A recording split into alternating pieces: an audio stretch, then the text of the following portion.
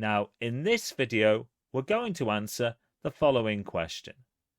Find the side length marked X in the diagram below.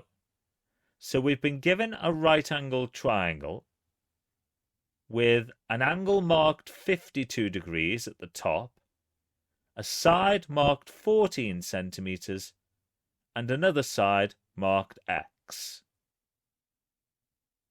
The first thing we need to do is establish which method we're going to use to find X. If our right-angled triangle had two sides marked on it with a third that we needed to find, we'd use Pythagoras' theorem. But we've been given an angle and a side, and we need to find another side, so we've got no choice but to use trigonometry.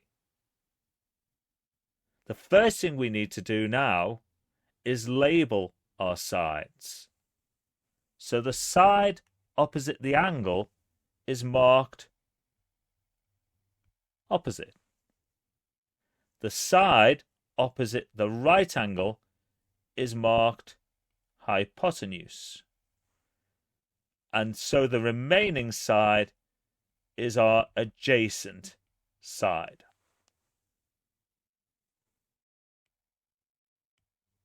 The side we know is our hypotenuse, and the one we're trying to find is the adjacent. So we need to use the trigonometric ratio that includes the hypotenuse and the adjacent. So let's write down the trig ratios. One way of remembering these is SOHCAHTOA.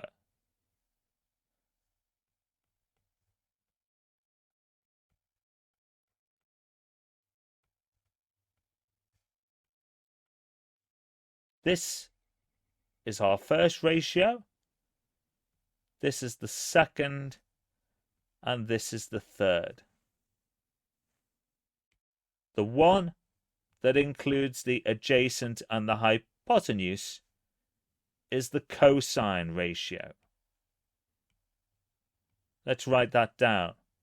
The cosine of the angle is equal to the adjacent over the hypotenuse. Therefore, we can rewrite this as the cosine of 52 equals the adjacent, which is X, over 14. Now that we know the cosine of 52 is equal to X divided by 14, we can multiply both sides by 14 to find X. So therefore, 14 times the cosine of 52 is equal to X. And if we calculate 14 times the cosine of 52 on our calculator to 2 decimal places, we get 8.62 centimeters. So the answer to the question,